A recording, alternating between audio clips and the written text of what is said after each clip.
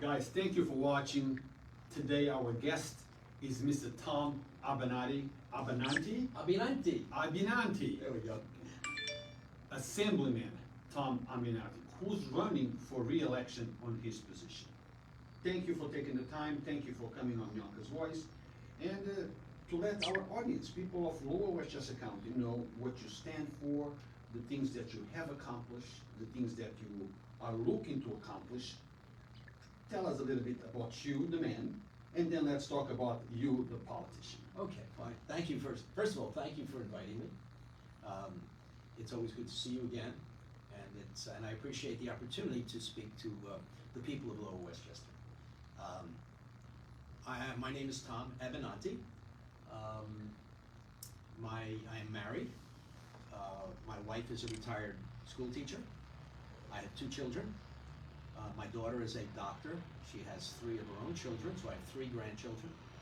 She's a radiologist. She's working in women's imagery, so she's looking for cancer in women, basically.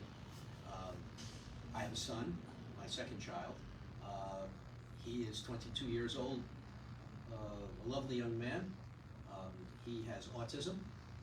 He's basically nonverbal, but he's kind of in the middle of the spectrum. He went to Pleasantville High School, which has an excellent program. So I got to see people do things right when they're working with kids with autism. And now he's out of that, and he's in a day program, actually a couple of different day programs. So I'm getting to see the way the system treats people with disabilities. My daughter went to some very good schools and has done very well for herself, and I'm getting to see what it's like to being a grandfather and the father of a daughter who has broken through the glass ceiling, which is not that common. A lot of women still face that glass ceiling. She was fortunate; she was able to get through it, and she's a partner in a firm of doctors. My son, on the other hand, is still facing a lot of challenges, and that's where the state comes in. Because the state, in my mind, is there to help people who need the help the most. My son is part of that group of people who need the help. Mr. Abinanti, autism and other disabilities, it's something that is extremely important, and we hear about it often. We need more programs, we need more resources, we need more things that will help that section of our community. But I think that many don't understand the full spectrum of the problem. Versus you, who have a son that is autistic, Right. so you see things from a different angle. Am I correct on that Yes, assumption? that is true. Also, I'm part of a community, so people feel very comfortable calling me. I'm working with people all over the state. I'm getting phone calls, and my staff is saying, why are we helping somebody who's in Long Island? Why are we helping somebody in Rochester? And my answer to that is simple, because we understand. And while the legislature is filled with people who want to help, there's so few of us who are part of the disability community that we can translate the problems into solutions and explain what needs to be done to people who are not part of the community. We don't have all the answers, and I don't see everything personally, but I am able to talk to other people, be sympathetic, empathetic, and then try to make suggestions, put them in touch with their own assembly members with suggestions on how to deal with the issue. And then accumulate all of this information and go back to the authorities in the state and say, you're failing over here.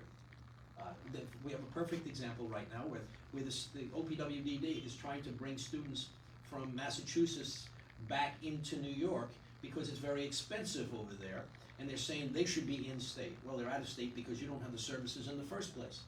And now we've got a group of people happen to be at a Pennsylvania school who want to come back in-state, and they can't find services here, and OPWDD is not responding. And I'm saying, wait a second, you're trying to bring these people back, you're not helping these people come back. That doesn't seem to make any sense, and now you're closing group homes in upstate New York. This whole thing doesn't make any sense. So I'm able to step back, look at the big picture. I'm not part of either of these 2 groups, but I understand what they're going through, because my son has gone through an educational process. My son is now trying to get services. So I can relate to those two groups of people, and now speak to the power, and tell them where they're doing something wrong, because I speak the language of the people who have this problem. Now, Mr. Abinanti, before we go much further, let me apologize to you for typing as I'm talking to you.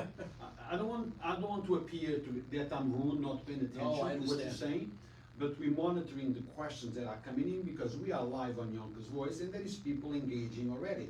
And they might have a question, and I want to read and relate the question to you. So I don't want you to think that I'm No, being that's fine, disrespectful. that is fine. Look, I'm an attorney, I understand, doing two things at the same time, or three things at the same time. When I used to practice law, I did some criminal law. You had to learn to be able to talk to your client, make notes, listen to the witness, and watch the jury all at the same time. At the same time. So And another thing that I need to bring up, that I always bring up when I'm interviewing people that are seeking to be elected officials or running for reposition to be re-elected, is that Yonkers Voice does not endorse or oppose any candidates. And all candidates, regardless of the political inclination or political affiliations, are welcome to Yonkers Voice to talk about the platform, to talk about what they seek to achieve, so you, the people, can make the correct decision on who deserves your vote. We have our personal inclinations as any other person, but as an organization, we do not endorse or oppose anyone. I told you that in the beginning. Well, good, yes, thank you. Okay, and I just want to make it clear. No, look, I understand that. Yeah, we've been doing this for 17 years, and everyone is welcome to come and speak. It is to the people. important that we have programs like yours, because those of us in public office, as you move up the ladder, it's more and more difficult to deal with the community, and the community doesn't understand. When I was a Greenburgh Town Councilman, I was out on the street all of the time, and then I became a county legislator, and I was out on the street a lot, but I was here in Westchester. Now that I'm going to Albany, and a lot of my time is in Albany, because that's my job, it's much more difficult to communicate with people in the community, because you don't have the time to just be in the community. I remember I used to hang out on Sunday mornings and go for breakfast in a different part of my district all the time, have dinner in a different part of my district. Now that's much more difficult, because I'm not here as much. So I appreciate this opportunity. I started as a community leader. I was the head of a civic association, and I was very involved in the Democratic Party. I became the executive vice chair of the Greenburgh Democratic Party when I lived in Greenburgh. And then I became a county legislator, town councilman, then a county legislator, now an assembly member. So I kind of understand our community from all of the different aspects of it. How it relates to local government, how it relates to county government, and now how it relates to state government. But I also, as an advocate, one for people with disabilities, and before that, like I said, as a community leader, I was out there organizing people, and a developer comes in and wants to wipe out a neighborhood and put in a high-rise or put in a lot of expensive housing. And I organized my community to push back. In fact, what I'm finding right now is I'm getting the sense that some of the big developers are starting to spend money against me, because I have that reputation of being, quote, anti-development. I'm not anti-development, I just want development that blends in with the community and that the community wants and the community can benefit from. And so, so I understand all of these different aspects. And I have to be careful, because some people look and say, oh, you're a know-it-all, you know everything. Well, I don't know everything, but I do have a lot of experience. But more than experience, I also have a lot of expertise. Having been in these different positions, I'm a hands-on kind of guy. I'm part of the staff. I'm not the guy who sits in the other room and tells my staff to go do the work. I sit down. Hands-on. I'm a very hands-on, very hands-on. Yeah. And having been an attorney, I was a country lawyer, or a city lawyer, whatever you want to call it. There's nothing I didn't do over the years. I still have a very small law practice, but assembly is really, really all-consuming. So, but I help people. My law practice is the kind of thing where somebody, would call me in the middle of the night because they got arrested, or their kid got in trouble and they need some help, or somebody's dying, they need a will, and I have to run out there and quickly help do a will and then probate the estate for them. Or somebody has, there was a scam, and right now, oh my God, this little old lady invested all her life savings I had to run and start a lawsuit before the guy left town. So I understand what people are all about and the kinds of help that they need. So, but one thing that remains the same, the common denominator is that you still work for the people. The role has changed, Yes. but you still work for the people. You work for the people and with the people. And with the people. Now, as I said, we are live and questions are coming in. This question is from Sabrina Santiago.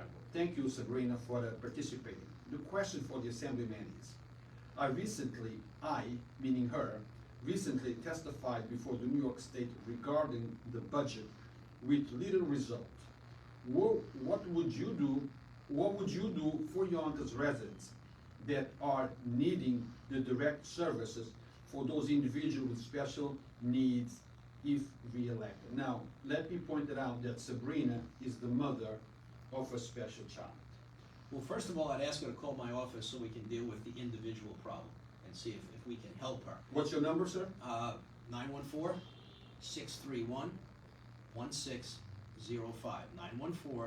914-631-1605. Or you can send an email to Abinanti T, that's my name, Abinanti, and my first letter, T, at nyassembly.gov. So we'd be glad to try to help her on an individual basis, but I think she is pointing out what I started off by saying. And it's not just in the disability area. There are areas where the leadership, trying to bring everybody together, looks at things from very high up, 10,000 feet. And they're forgetting often that it's the little things that matter to people. It's the quality of life things. When you talk about a budget that puts in, like we're gonna do a $4.2 billion bond act, which is really, really very important. This is for environmental improvements, to combat climate change, to deal with flooding. But we have to also recognize that there's gotta be a process later, after the voters pass this. How do we get this money out? How do we get it so that it best impacts the community? I don't wanna see this money going to improve an area so that some developer could come in and put in high-rise buildings. I want this money to go to make sure that the downtown areas that are being flooded today are remedied, and that we do something about the flooding on the Sawmill River for example. We have it right down, we daylighted in Yonkers, which I think is a good project, but there's a lot of flooding on the Sawmill. So we've got to figure out a way to direct this money. When I was a county legislator, I passed a piece of legislation, the last thing I did, after I got elected in 2010, I insisted that they pass my last piece of legislation. It was in December of 2010. I'd already been elected to the Assembly, but I hadn't left yet. And I said, I have this bill, which I worked on for several years with staff, to set up a structure for Westchester County to deal with stormwater. And we divided the county up into river basins and said that each river basin needs a different solution. And you can't just have one little community deal with it, because the flooding problem is the entire Sawmill River, starting at the top, working all the way down to the Hudson River. And you've got to work together. So I set that up. It required that the county do a reconnaissance plan, that they do a survey of what's going on out there. The Astorino administration came out in 2013, and they did a partial job, let's just put it that way. They did do a report, but it wasn't complete. Now the county's got to get ready for this $4 billion that I'm hoping the voters are going to approve in November. And they've got to come back with a plan. And the state can't do this. The state can't, it's too big a state. So it's got to be the counties, and it's got to be the local governments working together, coming back and saying, if we spend a little bit of money over here, we can solve a lot of the problem, rather than spending the money down here where it only impacts this little community. But we need to work with local governments on this, and we need community input. There are a lot of environmental groups that are working on these issues, and they're doing a good job. But it's up to government to bring them all together. Because we don't need one group saying, well, we got this problem in Pleasantville over here, and another group saying we got this problem in Yonkers, another group saying we got this problem in Ardsley. All right, so how do we solve all of the problems? You can't just spend the money in Yonkers, that's downstream. You can't just spend it in Ardsley, that's only halfway. How do we work together and use the $4 billion the right way? And we need community input. We need to hear from people. And we've got to get those people who are very strong advocates to talk to the other advocates. Because they're gonna say, hey, you didn't listen to me. Well, wait a second, there's a big picture here. We want you to get in the room with the other advocates so all of you can understand each other. Exactly. Next question, Mr. Abinanti. Many of your constituents in northern Yonkers, Greenburgh, and Mount Pleasant say government's first responsibility is public safety. Can you tell us how you have ensured public safety through legislation? Yes, first of all, the most serious problems are coming about because there's too many guns. And it's very interesting to see the progression. In New York City, it is clear that the dominant attitude is the only people who should have guns are police officers. When you get to upstate New York, they want everybody to have a gun. First, it takes a long time for the police officer to show up, and secondly, it seems to be the culture. We're somewhere in between. But it's very clear today, there are too many illegal guns on the street. So I've passed legislation personally, first of all in Westchester County, and then secondly as a New York State Assemblyman, to try to get the illegal guns off the street. When I became a county legislator, people had gun permits permanently, forever. There were people who were 100 years old who were listed on as having gun permits. We didn't even know if they were still alive. So I passed legislation to make Westchester County the first county north of New York City where gun licenses became recertifiable. So every 5 years, the person had to show up, do a background check, and make sure that person was still alive and still capable of handling the gun safely and didn't have a criminal record. So we did that. Then I passed a law in Westchester that requires safe storage. We don't want guns where kids can get them. We don't want them where thieves can get them. They should be locked away. If you have a gun license and you have been deemed safe by the state to have a gun, you should not be leaving that gun around for somebody else to get it. That's how we get all these guns on the street, these illegal guns. They're stolen. And we also get them transported up from South Carolina and wherever else. But so first of all, I've done that. On the state level, I voted for what the ex-governor called the SAFE Act. And that did a lot of the same stuff that I'm talking about now that I did in Westchester on a statewide level. Plus, there are a lot of guns that are made, that are fashioned illegally. I passed, and the ex-governor, Cuomo and I did not necessarily have the best relationship, but he signed my bill, which bans the manufacture, the possession, and the sale and transfer of undetectable guns, like plastic guns that you can make on a ghost guns and stuff like that. And I've also voted for additional legislation which directly goes at ghost guns. But there's no reason to have one of those except for illegal activity. Yeah. If you're going to go hunting, you can go buy a rifle, you know. But Mr. Abinanti, now let's look at the other side of the coin. Lots of people say, look, more laws is not what we need. Because the law-abiding citizen goes by the laws to acquire a firearm. Making more laws is not going to prevent the criminal element from buying illegal guns. And those are the ones causing the problem. Yes, that is true. So we just amended the bail reform that we had passed for a couple of years ago. The purpose of the bail reform was to make sure that people who got arrested either improperly because they didn't do anything wrong, or maybe because of some prejudice by some police officers, or for whatever other reason, or maybe they made a mistake, we didn't want them sitting in jail forever awaiting a trial. As a criminal defense lawyer, I saw this over and over again. Poor people were not able to make bail, and so they sat there for months or maybe a year awaiting their day in court. Well, wealthier people or middle-class people could post a bond and they'd be out.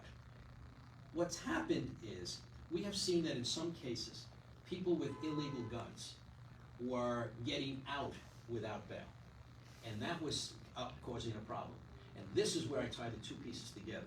Because if you make it illegal to have one of these homemade guns or a plastic gun, now the police officer stops someone, they have a basis for arresting them. Whereas before, if this gun was not illegal, they didn't have a basis for arresting them. And my sense is that somebody who has an illegal gun is either part of some criminal activity or is being chased by somebody who's part of criminal activity. And I think law enforcement should know about either situation, because it's up to law enforcement to protect people.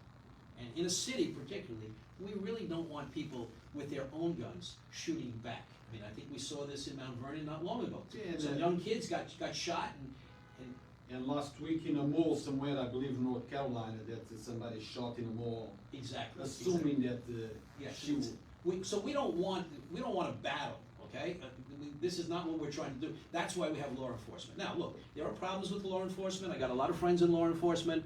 I support them, they support me. But, you know, every once in a while there's a problem, right? And that problem seems to be in our minority communities. And look, we had a debate on this whole issue the other day, and one of our senior members from New York City represents the inner city. And you know, he was very passionate. He said, on the one hand, I don't want to see more of my constituents, more young black men getting arrested and going to jail. On the other hand, it's our kids who are being shot. He said, it's our kids that were being shot. So how do we balance the two of these? How do we get those people who are going to create havoc off the street and leave the people maybe who made a mistake or who didn't even do anything wrong? How do we make sure they don't get swept up and sit in Rikers Island forever while they're waiting for a trial? So I've been involved in this, and I think that we're working on this balance. So I've been working really hard to try to make sure, and at the same time, and that we get the guns off the street. Now, Mr. Abinanti, bail reform is being talked about it, not just lots of people are not in favor of it. Personally, I am, but I think that certain things need to be changed. Right. The bail reform needs to be tweaked. How do you feel? Are you happy with the way it stands? Well, we tweaked it in the budget. We did change it. We changed it quite a bit. We made sure that anybody with an illegal gun now is going to have to go before a judge, not just get a summons from a police officer. What we were trying to do with the original bail reform was to avoid people being grabbed by the cops, thrown in an overnight prison or overnight jail cell, and then the next day sometime they go before a judge. Now they've already sat in jail for a year, maybe they've lost their apartment, they've lost their job, they've lost their friends, whatever, because if it goes on over the weekend, maybe it's, you know, a period of time, and so they're, and everybody's, where are they, what's happened? So we said, no, give them an appearance ticket if it's a minor matter. So the question became, what's a minor matter? And so what we've done this time is now we've said just about anything involving a gun is no longer a minor matter. And there's a second problem, and that is we saw that there were some groups of people, probably gangs, that were organizing workers, their workers, and they were sending them in, and a lot of times young people, go into let's go to a Home Depot, and they walk out with a chainsaw, and this is a minor matter. So the cop gives them an appearance ticket. Well, they turn around and go back in and now steal the wheelbarrow. Cop gives them another summons and says, come to court. And then they go back and they still, and this goes on and on and on. And so these are very petty matters. But how do you distinguish those people who are organized like this from the mother who needs some diapers and can't afford it, and she goes into the CVS and, you know, she buys this, but she takes the diapers, you know, puts them in a pocketbook or whatever. How do you distinguish those two? That's what we were struggling with. Hopefully, we struck the right balance last week when we did the budget. Only time will tell. Yeah. Mr. Abinanti, we know that you have a soft heart, you know, and you have done a lot of pro bono work for the community. Can you tell us what legislation have you done to support these? Well, I've been very strong in the area of people with disabilities, but I've also handled other legislation. For example, I sponsored legislation a couple of years ago, which came from the community, by the way. At the beginning, just before the pandemic, somebody called my office, one of my constituents, and said, you know, we really need to stop all of the food waste that is going into the landfills. And so we worked on this for quite some time, and we drafted some legislation which requires supermarkets to set aside any of their excess food that they would otherwise dispose of and make it available for the food banks and for the religious organizations that deal with the community. Now, when you're talking about excess food, you know, if you take a look at the can of whatever, and it says it's going to expire in 3 months, supermarket's going to pull that off the shelves and throw it away because the consumer doesn't want to buy that. But there's nothing wrong with that. That food is still good. and probably is good for another 6 months or longer, because it's in a can, whatever. Why should that be thrown away? We have a lot of hungry people, and the pandemic has made it even worse. So the original, the governor, Governor Cuomo, had just had us pass a piece of legislation that he confused with my bill.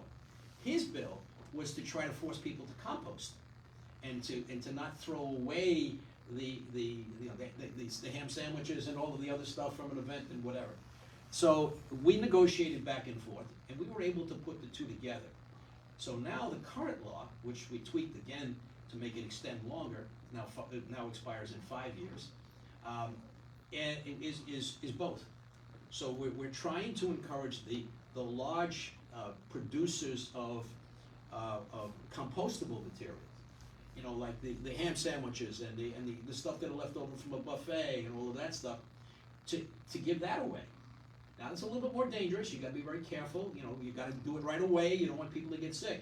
And at the same time, my legislation says if you're a supermarket, specifically a supermarket, and you're over 10,000 square feet, then if one of the local organizations contacts you, you've got to respond to them. You've got to set it aside so they can pick it up. And I think that's really important, especially during the pandemic and now the results of the pandemic, where there are some people who still are facing, you know, they call it food insecurity. To the little kid who's going to school without lunch, that's hunger. Well, you can use the fancy term food insecurity, but it's being hungry, and kids deserve to get proper food. Thanks God, here in Yonkers, we have some council people like Councilwoman Tasha Diaz, Majority Leader, who every Monday has a pantry that is dedicated to exactly doing what you just said. Now, And by the way, that's everywhere. It's not just in Yonkers. I have some of my communities, which people look at as wealthier communities in Greenburgh and Mount Pleasant. Not everybody in that community, you know, a lot of parents scraped together all of the money they could get and rented an apartment or bought a little house so their kids could go to the school district they want them to go to. And those kids go to school without lunch. We actually have some parents, they're behind the scenes. There are a lot of parents who send 2 lunches to school. well, One of them, their kid eats, and the other one they drop off in the guidance office, and so nobody knows where those go, but the school distributes them out to the kids who need them. And so it's a problem everywhere. well, Mr. Abinanti, those things should not be happening. I agree. In a country like ours, in the I United fully States agree. of America. I agree. Now, you have said it, and I agree with you, that climate change is one of the biggest health threats to the world. You Yes. continue to think that way, sir? Oh, very definitely. Very definitely. Look, there are people who argue over what caused climate change. I happen to believe that mankind, has enhanced it. I'm not going to get into the issue of who started it, where it came. It's happening. It's here. If you take a look at the flooding, look at the storm we had last night. There were places that had snow. How do you have snow in April? I mean, that's just like the climate has changed, and the water patterns have changed. Our communities are not built for today's climate and for today's weather. Weather is a product of the climate. If you watch some of the documentaries, you'll see that the polar bears are on the move. Why? Because their environment has changed. And to me, the polar bears, if I can mix a lot of metaphors, the polar bears are the canary in the coal mine that mankind's future is at stake. And we've got to really pay some attention to this. Now, how do we deal with this? There's an old line that says, think globally, act locally. And so when we do little things like we're just talking about, don't put more stuff in the landfill, don't burn things, let's try to find a better way to heat our homes. It's not easy. It takes a lot of people thinking very differently. There was a time when we were told, don't use electric heat because it's inefficient. Okay, so we all went out, we bought, we got oil burners, we have gas-fired equipment, etc. Now we're being told, let's make everything electric. Why? Because even though the way you produce heat is less efficient, we can produce electricity with better sources. Now this is going to take a lot of work. We could look at Yonkers, look at all the roofs, look at all of the solar panels you can have. Nobody's thinking in those terms, right? You can have solar panels on every building. It's not going to solve the problem, but it's going to go a long way It's going to minimize the problem. Exactly. Okay. And So- then, well, they've got the Hudson River, it flows back and forth. Long time ago, somebody tried to put a paddle wheel in, and it didn't work. Well, you know what, with today's technology, maybe there's some way we can harness the river that flows both ways. Well, that's a good point. And blaming on who caused the problem is not gonna do anything. Right, that's just a distraction, it gets everybody split apart. Let's talk about how can we resolve the problem. Correct. What can we do now to correct or minimize the damage? Right, look, I remember the time when the auto manufacturers were trying to get to 60 miles per gallon. And now, not anymore, right? What happened? We had a president who rolled back every possible environmental protection. Who's that? What's that guy's name, Trump. Oh, That was his name. Trump? Something like that. The Donald, the TV star. Well, you can't run a country the way you run a TV show. You know, it just doesn't work. So we're now trying to look at this again, and I think it's really very important. And, you know, we're still burning down forests in parts of the world, right? And that's causing, nobody's talking about it, we got a war going on. And look at all the pollution that's putting in, aside from the people that it's killing. I'm not in that area, I don't deal with foreign policy, but it's really, really a shame of what's happening to all those poor people and we've got to open our doors. I don't want to get into a whole big immigration thing, but we've got to be a more accepting country. We are different than any other country in the world. This is a place of opportunity. We need to open our doors for all peoples, and we need them. We need the workers. You know, immigrants who come in this country want to work. Why they come here? They came here because they want to work. They want opportunity. We've got to be more accepting. We've got to accept the Ukrainians. We've got to accept people from South America. We've got people all over the world who want to come in, and we should be accepting them, and we should be steering them into these industries. We need people, for example, in the disabilities field. The vacancy rate is 25%. And who did all of the work? It was immigrants. It was people that, they were the ones taking care of our loved ones. Allow me to put a point. I agree with you. We have to create opportunities for them to come in. But then is the other side of the coin. I think that everything has both two sides. Of course, yes. There is people right here in the United States who have paid taxes all their lives that maybe for the reason or another fell into hard times. And they're looking for housing and they cannot get it. They're looking for health care, they have a lousy health care. But then I you turn agree. around and you see people that are being coming from other countries, and when they get here, they have housing, they have health care. So how do you Well, that's not balance- so simple. We're not necessarily providing housing. They're living with relatives. They're living No, with friends. some are getting housing as soon as they walk in. So how you tell those that are watching? I fully agree with you. Look, I voted for $2 billion for undocumented immigrants because we were convinced that there were people who were working off the books who were not getting unemployment.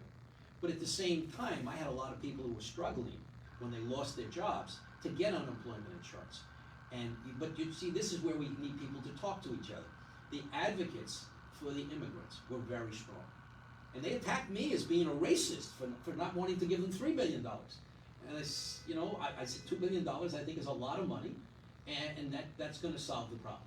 And I was more interested in healthcare. For example, in this last budget, we said that anyone over 65 will be able to get healthcare, no questions asked. Now, that's being humane. That's being a human. That's saying why? But it's also practical.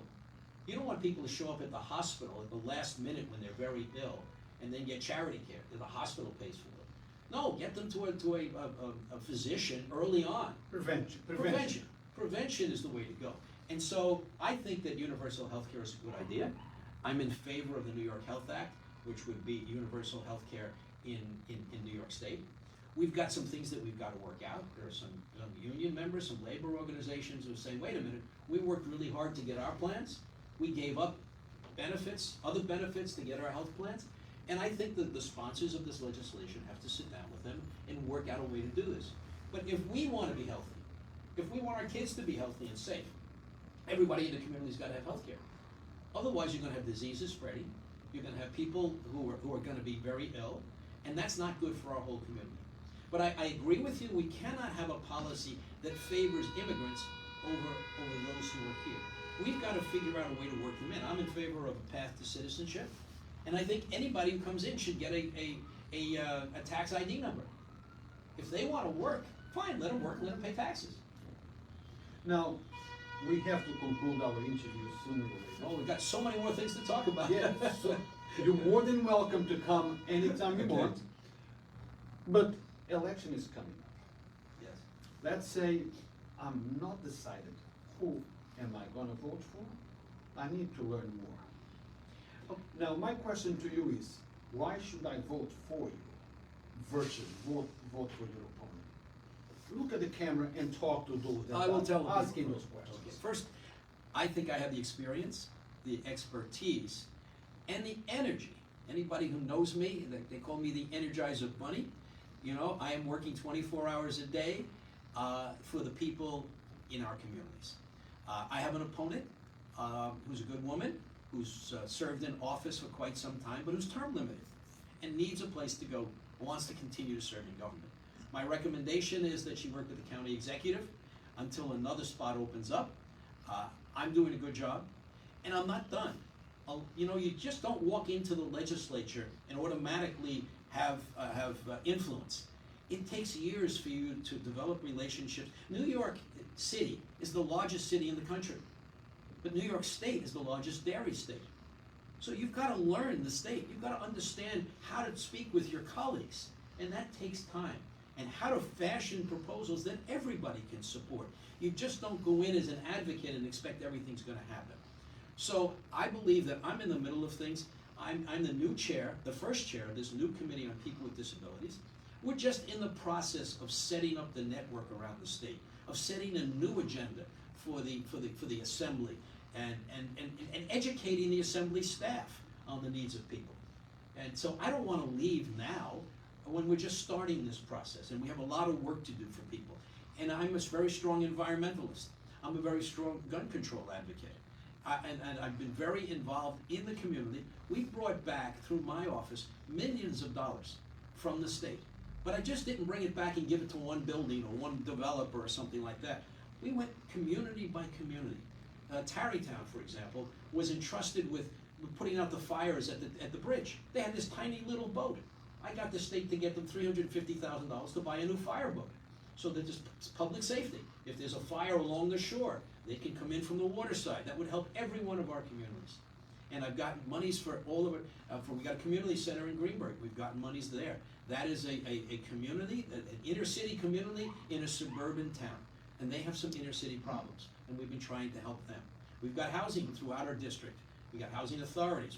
So we've been trying to be respectful of every community and honor their wishes. People now want to walk. We've got money for sidewalks in the communities that I'm involved in. We've got money for libraries. I mean, libraries have become the modern community center. This is where we want our kids to go.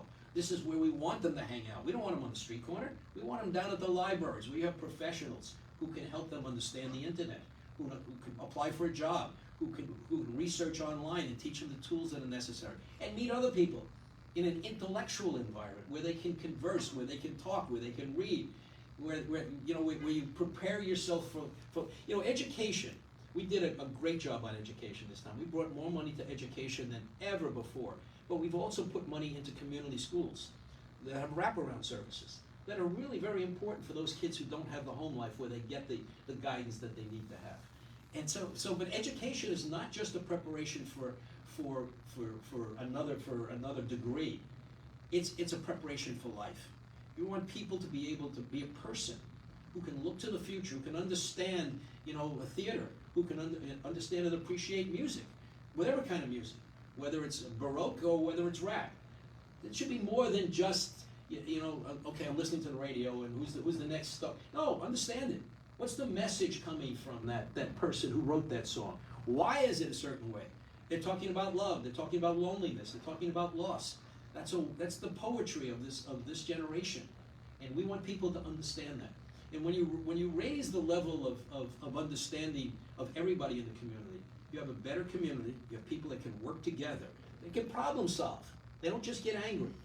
They get going, and they get the community to be a better place for everyone. So this is what I want to do. I want to continue doing it. As you can see, I'm really enthused by it. I like doing this, and I ask the people to give me a chance for another 2 years. On that note, we conclude our interview, but if you want to learn more about Mr. Tom Abinanti, go to abinanti.com. It's ABINANTI.com. Learn more about the man, the person behind the position, and if you feel that he is the person that deserves your vote, vote away. As always, Yonkers Voice does not endorse or oppose any person, but we are very interested in letting you know who is who and why they deserve your vote. If I can, just one more point. Of course. There's a June 28th Democratic primary, which is very important in this district, and early voting starts on June 18th. So if people can't make June 28th, or if they want to get an absentee ballot, they can reach out to the Board of Elections. Online is an application. Just go to the Westchester Board of Elections, or show up at early voting sites. June 18th for 10 days. As I always say, I don't care how you do it, just do it. You need to vote. Find ways, if you cannot be there in person, as Mr. Abinanti say, reach out to the Board of Election, get the application. We don't care how you do it, just do it. Thank you for watching. Until next time.